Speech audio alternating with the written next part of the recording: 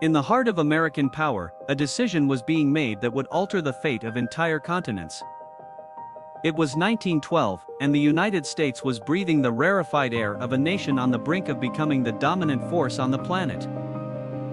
On the streets of America, two worlds were colliding. Steam was giving way to electricity. Tradition was facing off against modernity, and at the epicenter of this transformation, three men were fighting not just for the presidency, but for the soul of an era. Theodore Roosevelt.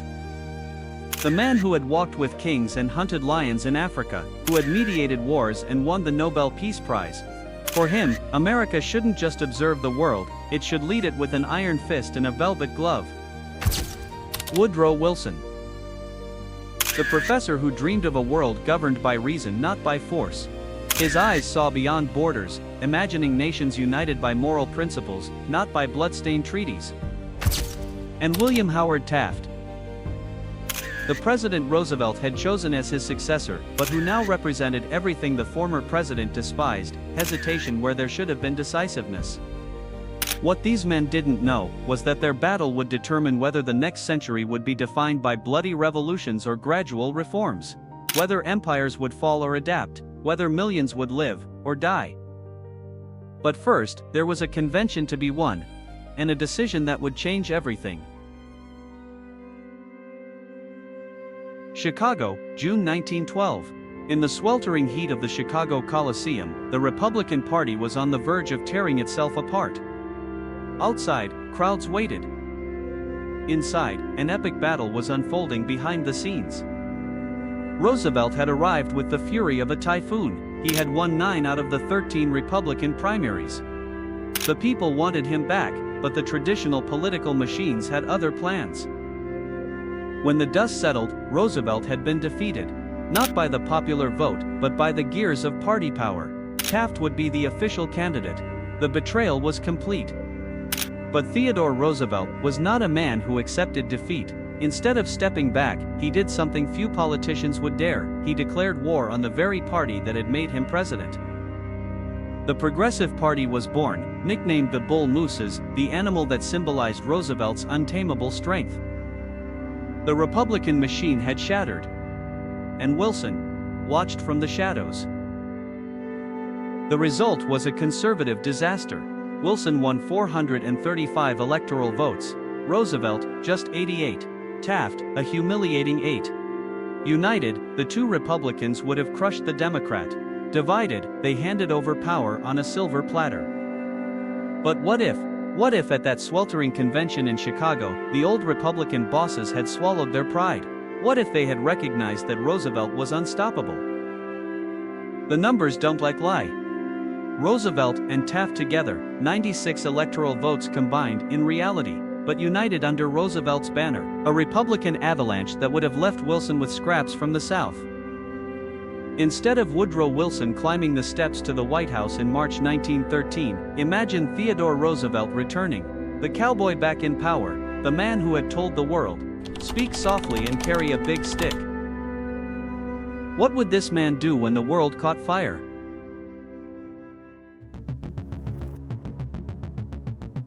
March 1913. Theodore Roosevelt takes office for a second time. But this is no longer the young president who stepped in after McKinley's assassination. This is a man shaped by politics, hardened by adversity, and driven by an obsession with a vision of America's destiny. The difference between the two men was vast. Wilson, the scholar, believed in the power of ideas. Roosevelt, the soldier, believed in the power of action. Wilson dreamed of a world governed by morality.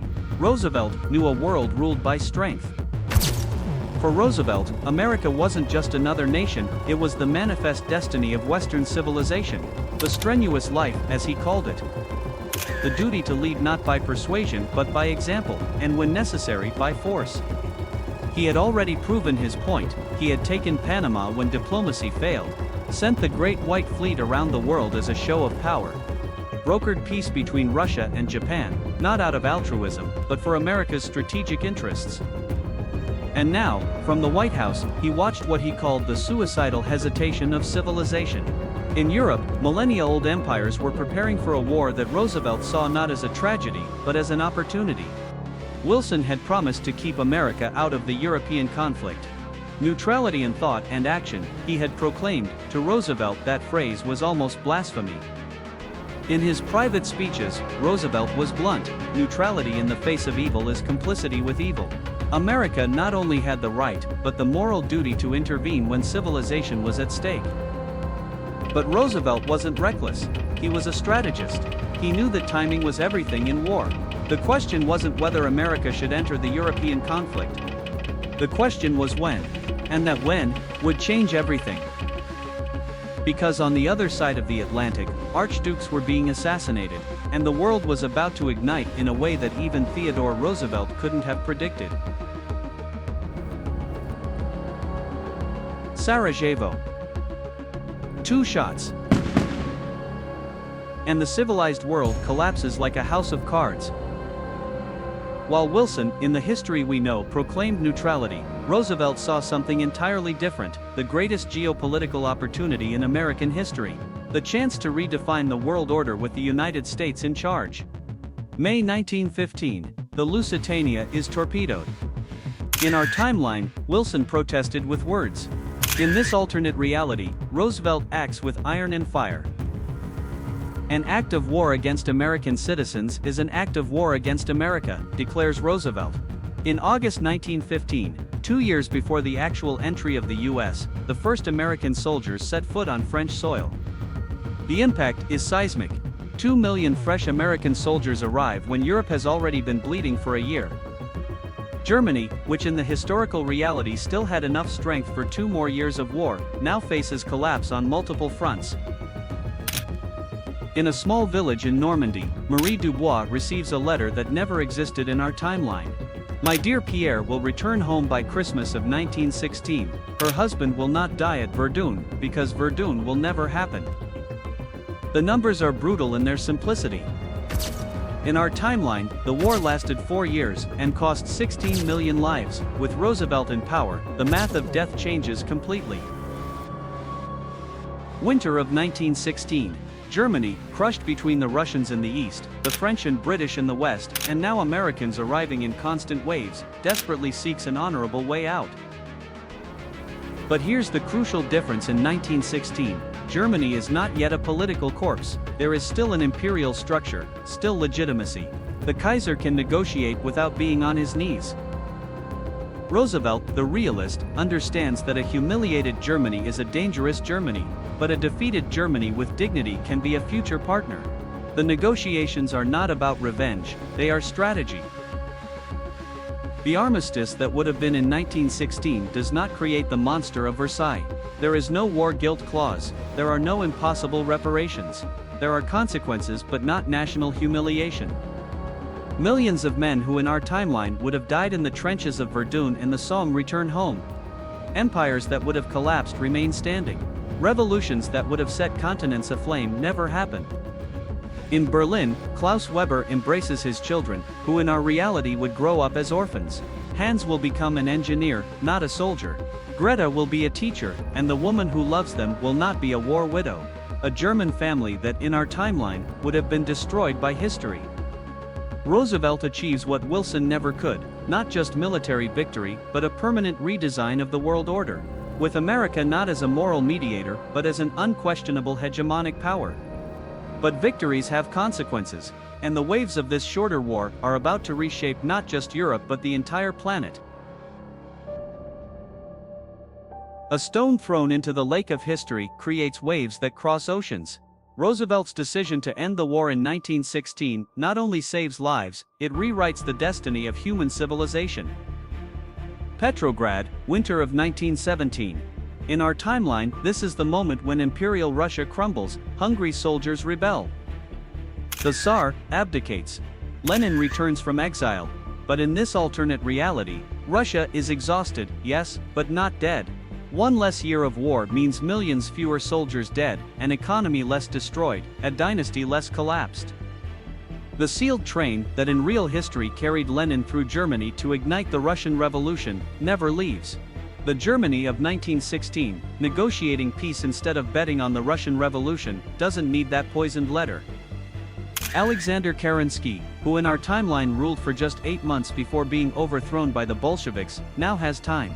Time to consolidate reforms. Time to democratize the world's largest empire. In the Russian steppes, the farmer Ivan Petrov plants his crops knowing he will be able to harvest them. There will be no forced collectivization. There will be no Holodomor. His children will grow up as free farmers, not as numbers in famine statistics. On the other side of Europe, Germany breathes. Without the Treaty of Versailles, there is no Weimar hyperinflation. Without hyperinflation, there is no national despair. And without national despair, there is no beer hall putsch. There is no young Austrian corporal shouting about a superior race. Adolf Hitler remains what he always was, a frustrated, insignificant artist lost in history. In Vienna, the Goldstein family plans the future for their children. Young David dreams of becoming a doctor. In our reality, he would have turned to smoke in Auschwitz at the age of 12. In this reality, he grows up to discover penicillin a decade before Fleming. In the Middle East, the Ottoman Empire doesn't collapse into chaos. With a shorter war, the Young Turks negotiate a gradual dissolution, not a catastrophic collapse. There are no arbitrary borders drawn by European diplomats. Arabs, Turks, Kurds, all face change, but change that is negotiated, not imposed. The map of the Middle East that we know, with its impossible borders and eternal conflicts, simply never exists. In the Grand Bazaar of Istanbul, Ahmed, an Arab from Damascus, negotiates spices with Mehmet, a Turk from Ankara, and David, an Armenian from Yerevan. None of them carry scars of genocide because genocide never happened. In the Far East, Siberia remains Russian. Without the Bolshevik Revolution, there is no Japanese intervention. Japan, with no opportunity to expand westward, redirects its ambitions.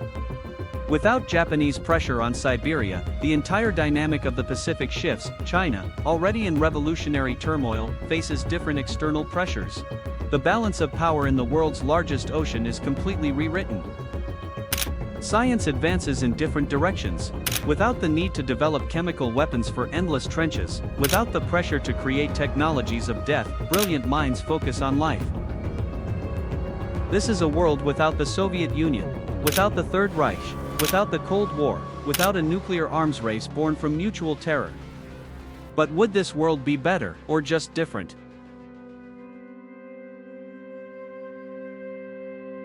We return to the place where it all began. Washington, 1912. In the timeline we live in, the 20th century was marked by unimaginable extremes. Gulags that swallowed millions. Death camps that industrialized murder. Nuclear mushrooms that signaled the power to destroy all of humanity. But imagine Auschwitz as a small Polish town where children grow up speaking Yiddish with their grandparents. Hiroshima as a thriving port that never knew atomic horror. Berlin as a city that was never divided by concrete walls and barbed wire. How many symphonies were never composed by musicians who died in the trenches? How many scientific discoveries were lost in gas chambers? How many poems were never born because their authors turned to ashes in Stalingrad? Theodore Roosevelt, in this alternate reality, would live to see not a perfect world that never existed, but a world where the catastrophes of the 20th century were replaced by different challenges. Perhaps smaller, perhaps larger, impossible to know. In his final days, Roosevelt would write in his diary, "We changed the course of the river of history, whether for better or worse, only time will tell, but at least we changed it. Because history is not a straight line from the past to the future, it's a river with 1,000 possible tributaries, and every decision, every vote, every moment of courage or cowardice can change the course of the waters forever." Perhaps, without the extremities of the 20th century, humanity would have learned sooner that we are all passengers on the same spaceship called Earth. Maybe tolerance would have grown through dialogue, not post-genocide exhaustion. Or perhaps, without the desperate pressure of war, we never would have developed technologies that saved millions of lives. Maybe, without the urgency of conflict, international cooperation would never have flourished. Marie Curie lives longer, never poisoned by the radiation of war hospitals. Einstein stays in Germany, creating a school of physics that revolutionizes science peacefully. The truth is, we'll never know. Those sweaty men in Chicago, arguing over delegates and votes, had no idea they were deciding between possible worlds. To them, it was just politics. But perhaps that is the deepest lesson of alternate history, that there are no small decisions. That every choice echoes through time in ways we can never fully predict. Theodore Roosevelt never returned to the White House. Woodrow Wilson reshaped the world with ideals that still influence our diplomacy today, and we live in the world they created, not the world they could have created. Alternate history doesn't tell us what should have happened. It reminds us that everything that did happen could have been different. See you on the next journey. Bye.